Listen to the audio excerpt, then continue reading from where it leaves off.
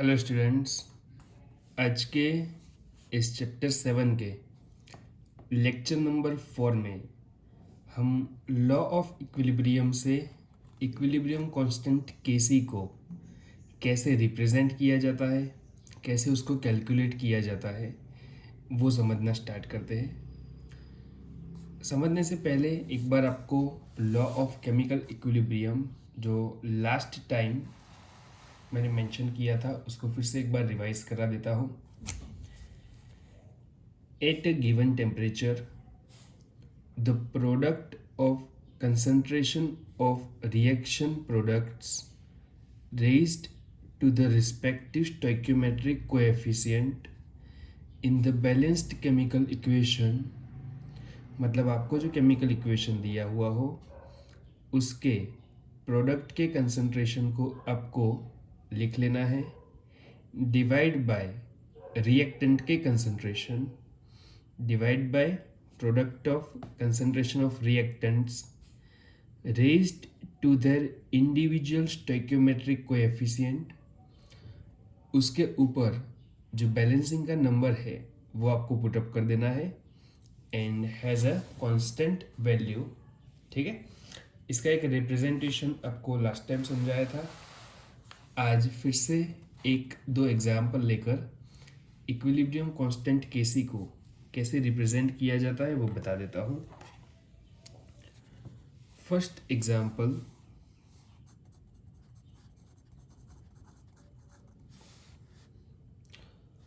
see the reaction 4 moles of NH3 ammonia reacts with 5 moles of O2। ये reaction आप जो भी लिखो वो बैलेंस्ड केमिकल इक्वेशन होना चाहिए।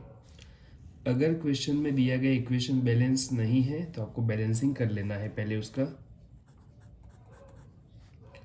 प्रोडक्ट बनाएंगे 4 moles of NO nitric oxide plus 6 moles of H2O water is in gaseous form. ये आपका क्वेश्चन है, ये गिवन होगा। नाउ इसके इक्विलिब्रियम कांस्टेंट को रिप्रेजेंट करना है तो उसको किया जाता है कैसे। अगर रिएक्टेंट इन प्रोडक्ट के कंसंट्रेशन को कंसिडरेशन में लिया जाता है तो उसको हम केसी से रिप्रेजेंट करेंगे। ऊपर लिखते हैं हम कंसंट्रेशन ऑफ प्रोडक्ट, तो प्रोडक्ट इसमें कौन कौन से हैं, nitric oxide and H2O। Concentration को रिप्रेजेंट करने के लिए square bracket, so concentration of NO into concentration of H2O divide by concentration of NH3 into concentration of O2। नीचे आ जाएंगे रिएक्टेंट के कंसंट्रेशन एंड ध्यान रखना है यहाँ पर साइन मल्टीप्लिकेशन कराएगा। अब आगे के कोएफिशिएंट पुटअप करते हैं तो NO जो है उसका स्टोइकियोमेट्रिक कोएफिशिएंट 4 है तो NO की कंसंट्रेशन का पावर 4 बनेगा, H2O का 6, NH3 अमोनिया का 4 एंड O2 का रहेगा 5। तो ये है इक्विलिब्रियम कांस्टेंट केसी का representation in terms of molar concentration. जब हम केसी को रिप्रेजेंट करते हैं तब ये जो सॉलिड, लिक्विड या गैसियस स्टेट हम रिएक्शन में रिप्रेजेंट करते हैं उसको यहाँ पर रिप्रेजेंट करने की रिक्वायरमेंट नहीं है। सबसे पहले टाइप के क्वेश्चंस आपके ऐसे आएंगे कि रिएक्टेंट एंड प्रोडक्ट के कंसंट्रेशन क्वेश्चन में गिवन होंगे जिसके ऊपर से आपको इक्विलिब्रियम कांस्टेंट केसी फाइंड करना होगा। ठीक है, चलो और एक एग्जांपल लेता हूँ एंड साथ में एक पैटर्न समझाता हूँ।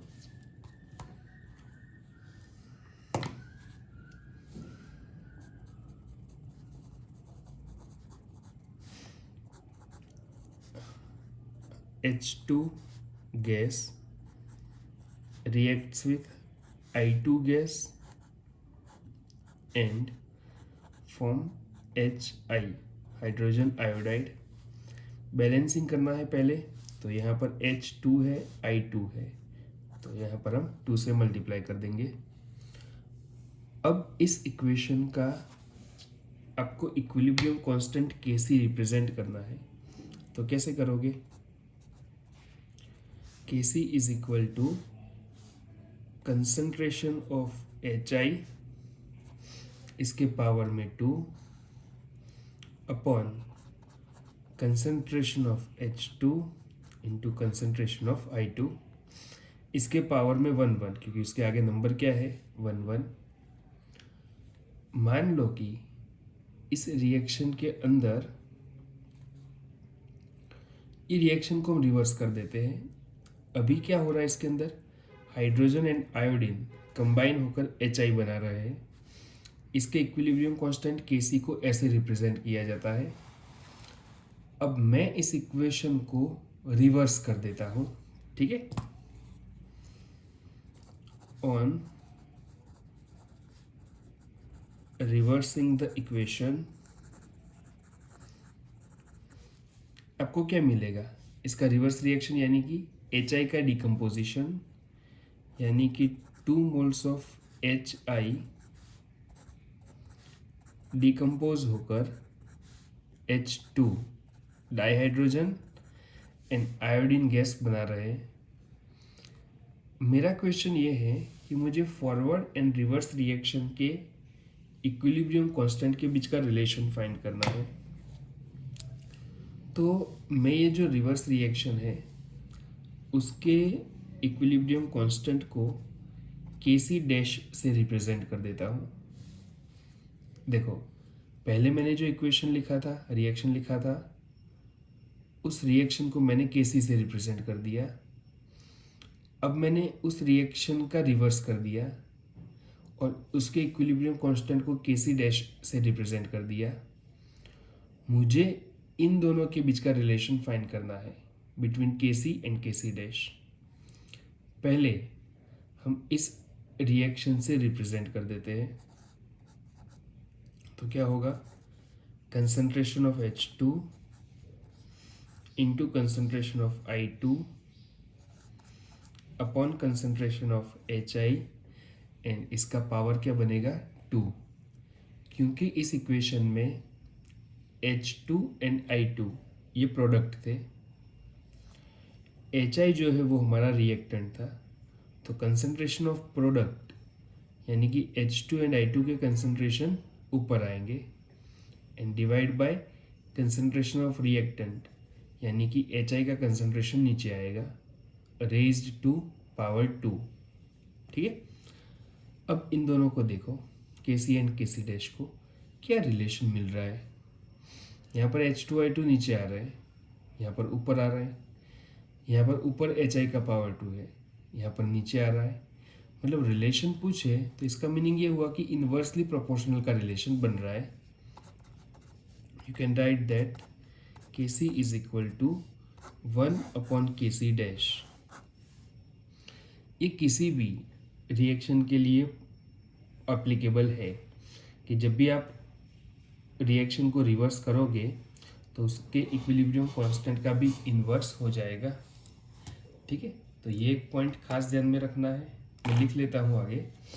एंड MCQ के अंदर ये पूछा जाता है relation.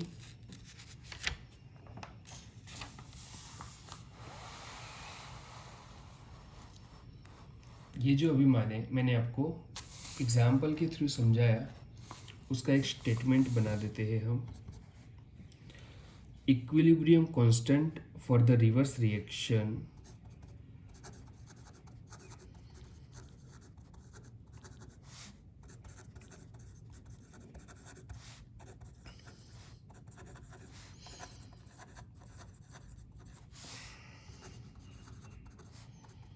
is inverse of the equilibrium constant for forward reaction, ठीक है, is the inverse of the equilibrium constant of forward reaction. Clear है ये पॉइंट? चलो आगे बढ़ते हैं। अब हम टेक्स्ट बुक के एग्जाम्पल सॉल्व करते हैं, ठीक है। और एक रिलेशन है, लेकिन जब ज़रूरत पड़ेगी तब मैं उसका यूज़ कर लूँगा। अभी हम एग्जाम्पल सॉल्व करते हैं टेक्स्ट बुक के। So open your text book, calculator ले लो एंड एग्जाम्पल नंबर 7.1 को रीड करो।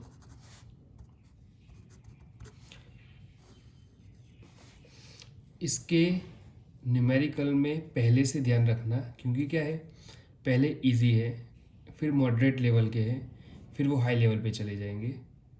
अगर पहले प्रॉपरली ध्यान नहीं रखा तो बाद में प्रॉब्लम होगा। तो पहले इजी है, बहुत इजी है, लेकिन ध्यान रखते रखते स्टेप बाय स्टेप ऊपर जाना, ठीक है। सी मैं क्वेश्चन रीड कर रहा हूँ एंड वैल्यू को आइसोलेट कर रहा हूँ।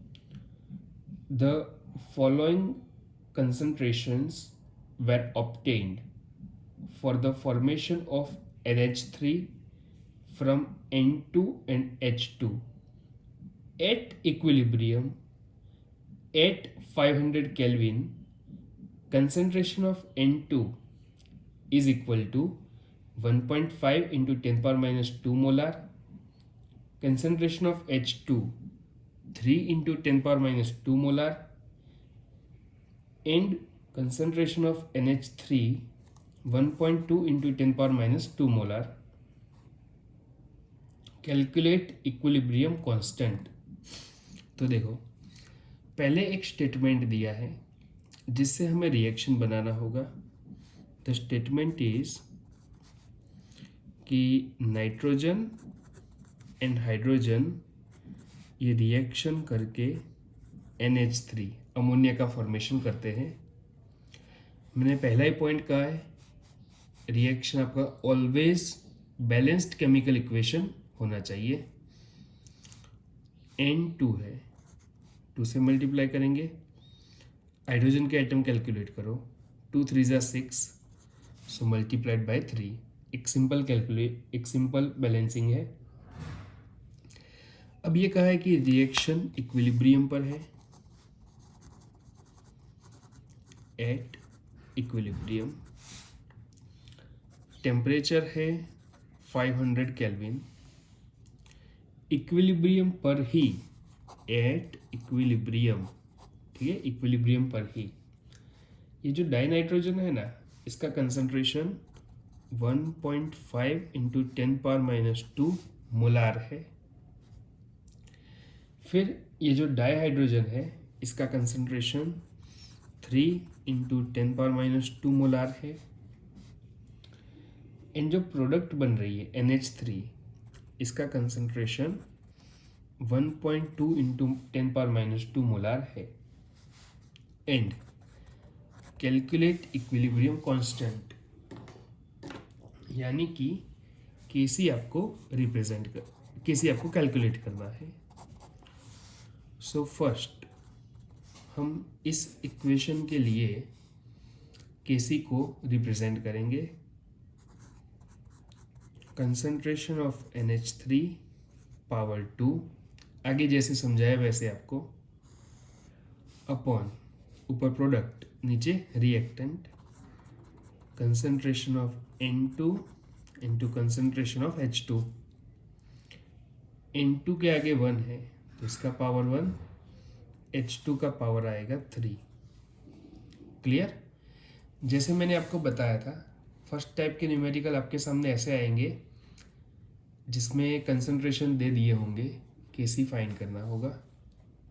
सो रिएक्टेंट एंड प्रोडक्ट सभी के कंसंट्रेशन गिवन है, यहाँ पर पुटअप करो, कैलकुलेट करो, आपको Kc मिल जाएगा।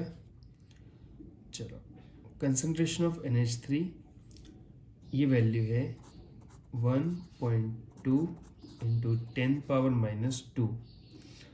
पावर यहाँ पर 2 है तो हम इसका क्या कर देंगे, स्क्वायर। जब आप मैथमेटिकल वैल्यू रिप्रेजेंट करो तब जरूरी नहीं है कि ये स्क्वायर ब्रैकेट रखो, ठीक है।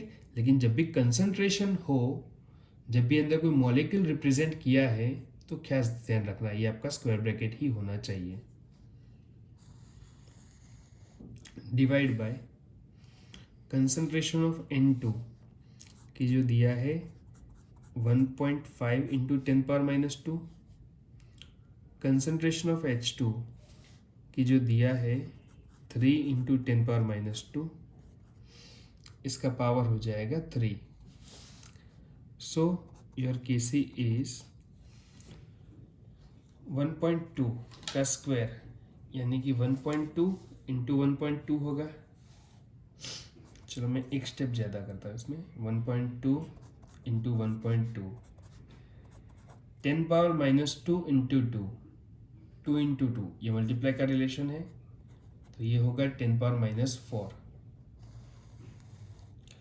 डिवाइड बाय 1.5 इंटू 3 का क्यूब, मैं पावर को साइड में रखूँगा, ठीक है, तो ये सब मल्टीप्लिकेशन में है, तो ये अभी 10⁻² है, उसको हम साइड में गिन लेंगे। 3 का क्यूब तो ये हुआ 27 इंटू 10⁻² ये वाला इंटू 10⁻² इंटू 3 तो ये हो जाएगा 10⁻6। अब Kc को कैलकुलेट करते हैं।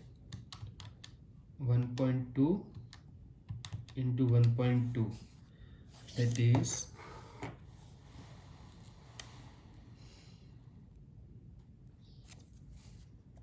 1.44 into 10⁻⁴ divide by 1.5 into 27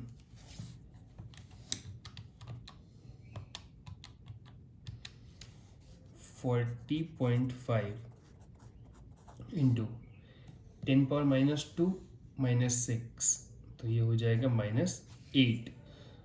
base same हो इन बीच में मल्टीप्लिकेशन हो तो पावर का एडिशन होता है, दोनों की साइन माइनस माइनस है तो आएगा -6 + 2 दैट इज 8। अब इन दोनों को हम डिवाइड करेंगे। 1.44 डिवाइड बाय 40.8 तो हमें 40.5 तो हमें मिलेगा 0.0355 इंटू 10⁻⁻8 ऊपर तो 10⁻⁴ प्लस 8 हो जाएगा। सो Kc इज इक्वल टू -4 + 8 तो ये हुआ +4, ठीक है। अब इसमें भी मैं 2 डिजिट शिफ्ट कर देता हूँ तो ये मेरा हो जाएगा 3.55 इंटू ये था -4 + 8 यानी कि +4, उसमें से भी 2 कम कर देंगे तो ये हमारा हो गया 10⁻²। सो इक्विलिब्रियम कांस्टेंट Kc हमें इस रिएक्शन के लिए मिलता है 3.55 इंटू 10⁻²। एक चीज़ नोट कर लेना, टेक्स्ट बुक में इसका आंसर गलत है, ठीक है, तो वो एक करेक्ट कर देना। अब इसका यूनिट देख लेते हैं क्या होगा।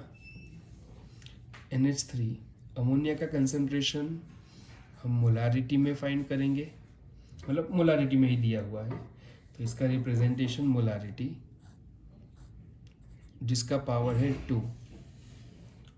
नीचे N2 एंड H2 के कंसंट्रेशन है, N2 का मोलारिटी यूनिट में, H2 का मोलारिटी का पावर 3 तो 3 + 1 4 ऊपर जाएगा तो 2 - 4 तो यूनिट क्या रहेगा, मोलारिटी पावर -2, सो m पावर -2 ये रहेगा इस इक्वेशन के लिए इक्विलिब्रियम कांस्टेंट Kc की वैल्यू एंड उसका यूनिट।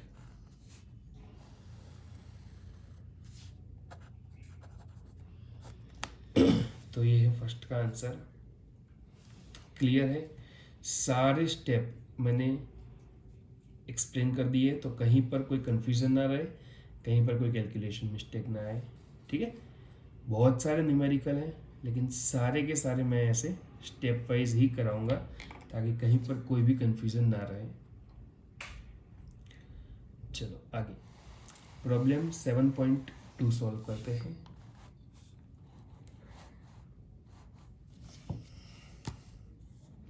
ये आप खुद से कर सकते हो, ट्राई करो फटाफट एंड साथ में यहाँ पर देखते जाओ।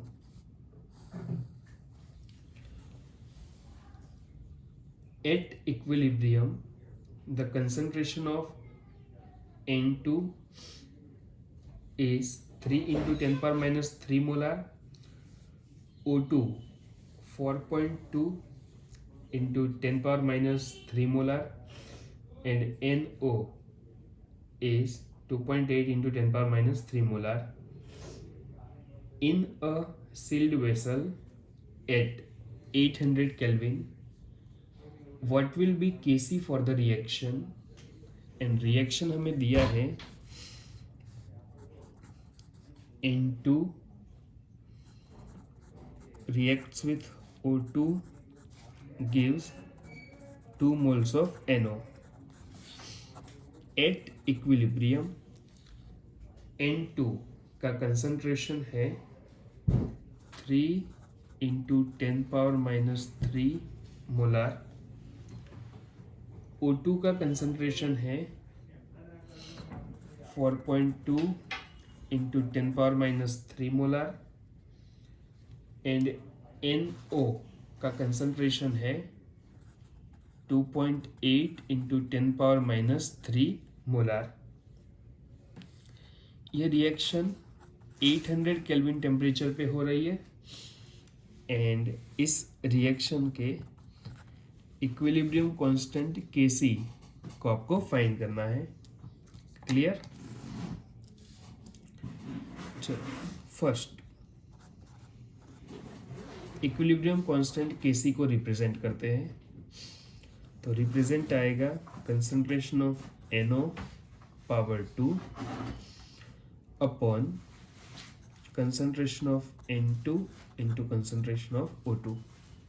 ठीक है, क्योंकि बैलेंसिंग में NO नाइट्रिक ऑक्साइड के आगे कोएफिशिएंट थे 2, तो NO का पावर बनेगा 2 डिवाइड बाय नीचे है concentration of N2 into concentration of O2 जिसके पावर 1 बने।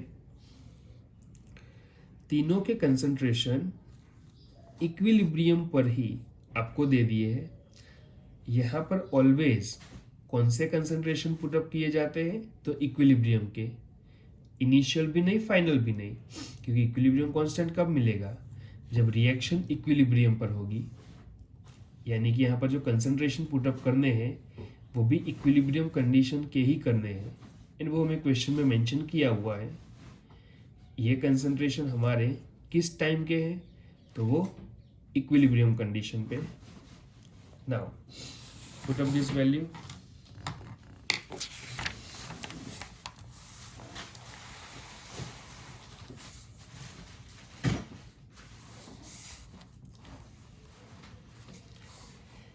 Kc इज इक्वल टू, ऊपर था NO का कंसंट्रेशन, वो दिया है 2.8 इंटू 10 पावर माइनस 3, इसका पावर था 2 डिवाइड बाय नीचे आएगा N2 एंड O2 का कंसंट्रेशन। N2 का है 3 into 10 power minus 3 and O2 का कंसंट्रेशन है 4.2 इंटू 10 पावर माइनस 3। ठीक है, तो यहाँ पर होगा यहाँ पर power 1 okay 2.8 into 2.8 into 10 power minus 3 into 2, तो ये हो जाएगा 10 power minus 6 divide by 3 into 4.28 into 10 power minus 3 10 power minus 3, base same, multiplication का रिलेशन, ये सब मल्टीप्लाई ही है, तो -3 ये हो जाएगा 10 पावर माइनस 6। सो यहाँ से ये तो कट हो जाएगा हमारा 10⁻⁻6 -6, तो ऊपर है 2.8 into 2.8, the answer is 7.84 divide by 3 into 4.2, ये मिलेगा 12.6,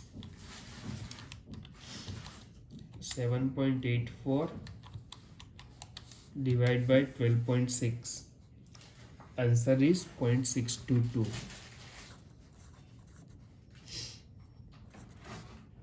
इक्विलिब्रियम कांस्टेंट Kc। अब आप इस इक्वेशन को देखोगे तो ऊपर एंड नीचे यूनिट मतलब मोलारिटी पावर 2, नीचे भी मोलारिटी इंटू मोलारिटी, यानी कि m⁻2 कट हो जाएगा। सो ये हमारी यूनिट लेस टर्म बनेगी, इसका कोई भी यूनिट नहीं रहेगा। Kc हमारा मिलेगा सेकंड क्वेश्चन में 0.622।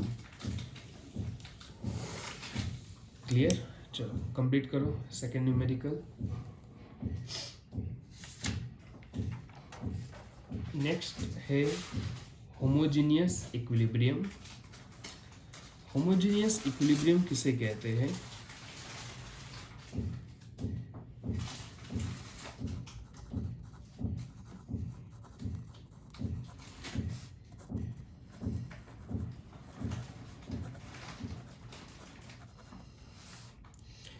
तो जिसमें रिएक्टेंट एंड प्रोडक्ट एक ही फेज में रहते हो। एक ही फेज यानी कि सॉलिड तो सब कुछ सॉलिड होना चाहिए, गैसियस तो सब कुछ गैसियस होना चाहिए, reactant as well as product. ऐसे रिएक्शन में जब इक्विलिब्रियम एस्टेब्लिश होता है तो उसको हम कहते हैं होमोजीनियस इक्विलिब्रियम। जैसे कि हमारे प्रॉब्लम 7.1 एंड 7.2, इन दोनों में जो रिएक्शन थे कि नाइट्रोजन रिएक्शन हाइड्रोजन के साथ रिएक्शन करके अमोनिया बनाएगा, एंड दूसरे क्वेश्चन में था HN2O2 के साथ रिएक्शन करके NO बनाएगा। यहाँ पर रिएक्टेंट एंड प्रोडक्ट सभी गैसियस फॉर्म में हुआ करते थे। तो इस ऐसी रिएक्शन में जब इक्विलिब्रियम एस्टेब्लिश होगा तो उसको हम कहते हैं homogeneous equilibrium. Now, the definition is all the reactants and products are in same phase. ठीक है, रिएक्टेंट एंड प्रोडक्ट ये सभी के सभी एक ही फेज में होने चाहिए। तो ऐसे इक्विलिब्रियम को हम क्या कहते हैं? That is called homogeneous equilibrium. मैं दो एग्जांपल डिस्कस करता हूँ यहाँ पर वन बाय वन। पहला एग्जांपल गैसियस स्टेट का ले लेते हैं। ऊपर जो लिया था उसमें से कोई भी एक ले लो। पहले एग्जांपल का ले लेते हैं। N2 3 मोल्स ऑफ H2 के साथ रिएक्शन करके 2 मोल्स ऑफ NH3 बनाएगा। अमोनिया गैसियस फॉर्म में, H2 गैस, N2 गैस। ठीक है, रिएक्टेंट एंड प्रोडक्ट सभी यहाँ पर कौन से स्टेट में है? तो सभी यहाँ पर गैसियस स्टेट में है, reactant as well as product. तो उसको इस इक्विलिब्रियम को हम कहते हैं होमोजीनियस इक्विलिब्रियम। नाउ दूसरा एक एग्जांपल लेते हैं जहां पर लिक्विड स्टेट में हो, reactant and products are in liquid state.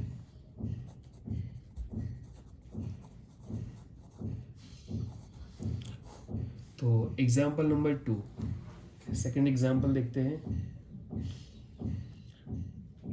इसमें हम इथाइल एसीटेट का हाइड्रोलाइसिस करते हैं।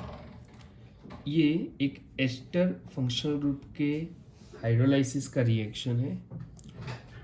एस्टर का formula CH3 COO C2H5 ethyl acetate. ये होता है एक्वियस। एक्वियस यानी कि लिक्विड फॉर्म। अभी एक्वियस रिप्रेजेंट किया हो या लिक्विड किया हो, उसको हम सेम फेज ही कंसिडरेशन में लेंगे। स्टेटमेंट वंस अगेन सुन लो, एक्वियस एंड लिक्विड, स्टेट एक ही बनेगा, सॉल्यूशन ही बनेगा, लिक्विड फॉर्म में ही रहेंगे, सो उसको सेम फेज कंसिडर किया जाएगा। एक्वियस वर्ड हम कहाँ पर यूज करते हैं? तो जहाँ पर किसी भी सब्सटेंस को या सॉल्यूट को वाटर के अंदर डिसॉल्व किया जाता है, उसको हम एक्वियस सॉल्यूशन कहते हैं। अदर देन वाटर कोई भी सॉल्वेंट हम यूज करें, अदर देन वाटर कोई भी सॉल्वेंट हम यूज करें, तो उसको हम नॉन एक्वियस सॉल्यूशन कहते हैं। इथाइल एसीटेट का हाइड्रोलाइसिस, हाइड्रोलाइसिस का मीनिंग होता है H2O, वाटर ऐड करना। Water is in liquid form. देखो डिफरेंस क्या है, यहाँ पर सिर्फ वाटर है, यानी कि उसको लिए लिक्विड स्टेट लिखेंगे। यहाँ पर ethyl acetate, C2H5 is ethyl and CH3COO- is acetate। जरूरी नहीं है नाम लिखना यहाँ पे, लेकिन आपकी इंफॉर्मेशन के लिए लिखता हूँ मैं। इसको वाटर के अंदर डिसॉल्व किया गया है एंड डिसॉल्व करके सॉल्यूशन बनाया है, तो ऐसे केस में हम AQ करके मेंशन करेंगे। जब इसकी रिएक्शन होती है तो ये प्रोडक्ट फॉर्मेशन क्या करेंगे, CH3COO, इसमें देखो चार्ज डिस्ट्रीब्यूशन ऐसे होता है, थोड़ा सा डिटेल में चले जाते हैं। CH3COO- एंड C2H5+, वाटर में से फॉर्म होंगे H+ OH-, तो H+ इस एसीटेट के साथ रिएक्शन करके CH3COOH एसिटिक एसिड बना देगा, प्लस OH- जो है वो इथाइल ग्रुप के साथ रिएक्शन करके C2H5OH इथेनॉल का फॉर्मेशन कर देंगे। ये दोनों प्रोडक्ट भी एक्वियस फॉर्म में ही होते हैं, तो इस केस में देख सकते हो aqueous, liquid, aqueous, aqueous, reactant and product, ये दोनों के दोनों होमोजीनियस सॉल्यूशन फेज में है। तो ऐसे रिएक्शन को भी या फिर ऐसे कंडीशन में भी जब इक्विलिब्रियम एस्टेब्लिश होगा तो उसको हम क्या कहेंगे, होमोजीनियस इक्विलिब्रियम। क्लियर है? चलो कंप्लीट करो एंड देन और एक एग्जाम्पल सॉल्व करते हैं, दैट इज प्रॉब्लम 7.3। ठीक है, सेम टाइप का ही है। चलो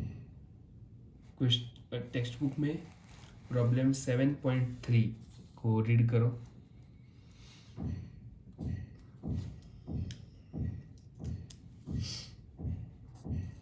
ये भी आप खुद कर सकते हो, बहुत सिंपल है, आगे जैसे करवाए वैसे ही हो जाएगा। सॉल्व करो।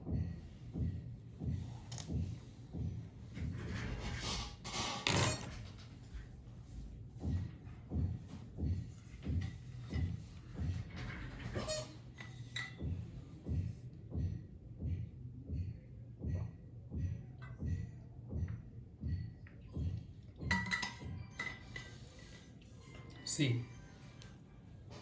PCl5, PCl3 and Cl2 are at equilibrium at 500 Kelvin and having concentration 1.59 molar PCl3, 1.59 molar Cl2 and 1.41 molar PCl3। Equation calculate Kc for the reaction, and वो दिया है PCl5 फॉर्मेशन करेंगे PCl3 प्लस Cl2 का at equilibrium. PCl5 का concentration है 1.41 molar, PCl3 का concentration है 1.59 molar and Cl2 का भी कंसंट्रेशन है 1.59 मोलार। इसका इक्विलिब्रियम कांस्टेंट Kc फाइंड करना है एंड इस रिएक्शन में इक्विलिब्रियम कांस्टेंट कितने टेम्परेचर पर एस्टैब्लिश होता है, बनता है, तो 500 केल्विन पर। तो टेम्परेचर की वैसे हमें सॉल्यूशन में रिक्वायरमेंट नहीं पड़ती है सॉल्व करने में, लेकिन हमने ये देखा है कि at a given temperature equilibrium कब बनता है, एट अ फिक्स्ड टेम्परेचर। तो उसके लिए हमें हर एक क्वेश्चन में टेम्परेचर गिवन होंगे कि इस टेम्परेचर पर जब इस रिएक्शन में इक्विलिब्रियम एस्टैब्लिश हुआ तब रिएक्टेंट एंड प्रोडक्ट के कंसंट्रेशन ये थे, तो उस केस में आप Kc फाइंड करो। ठीक है, इसका ऐसा मीनिंग होता है। स्टेप 1 इस रिएक्शन के Kc को रिप्रेजेंट करो। Kc is equal to concentration of PCl3, concentration of Cl2, दोनों प्रोडक्ट है, upon concentration of PCl5। Clear, पूरा बैलेंस्ड ही है। फॉस्फोरस के एटम 1 1 है, Cl के 5 है, यहाँ पर 3 and 2 है। ये सिंपल फॉस्फोरस पेंटाक्लोराइड का डीकम्पोजिशन रिएक्शन है जिससे phosphorus trichloride and Cl2 chlorine बन रहा है। PCl3 का कंसंट्रेशन है 1.59, Cl2 का कंसंट्रेशन है 1.59 डिवाइड बाय PCl5 का कंसंट्रेशन है 1.41 एट इक्विलिब्रियम, जिसको हम कैलकुलेट करेंगे तो हमें इक्विलिब्रियम कांस्टेंट Kc मिल जाएगा 1.59 multiplied by 1.59 divide by 1.41। Answer is 1.79। Clear, unit देखते हैं। इन दोनों के concentration molarity into molarity divide by molarity, एक एक कर, तो यूनिट क्या आएगा, ओनली मोलारिटी। क्लियर है, एक सिंपल सा न्यूमेरिकल है।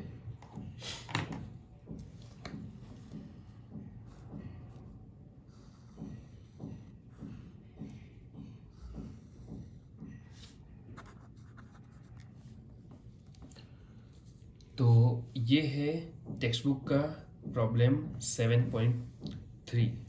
ठीक है, एग्जाम्पल जो हमने सॉल्व किया। सो आज के लेक्चर में हमने क्या क्या समझा, तो शुरुआत की थी हमने law of equilibrium, law of chemical equilibrium से, फिर Kc को रिप्रेजेंट करना सीखा, फॉरवर्ड एंड रिवर्स रिएक्शन के इक्विलिब्रियम कांस्टेंट के बीच में क्या रिलेशन होता है वो फाइंड किया, एक न्यू टर्म होमोजेनियस इक्विलिब्रियम समझी, जिसके ये दो एग्जाम्पल याद रख लेना। इवन आप कोई भी एग्जाम्पल रख सकते हो, ऊपर जो कंडीशन लिखी है वो आपको फॉलो होनी चाहिए।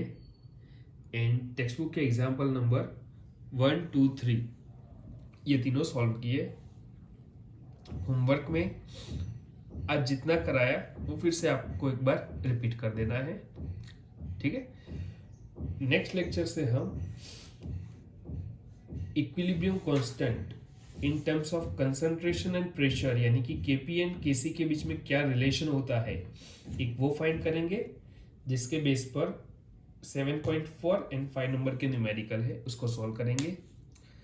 देन इसमें हेट्रोजीनियस इक्विलिब्रियम स्टार्ट होगा, ठीक है, फिर जैसे होमोजीनियस का स्टडी है वैसे ही हेट्रोजीनियस का रहेगा। चलो आज यहाँ तक रखते हैं, बाय।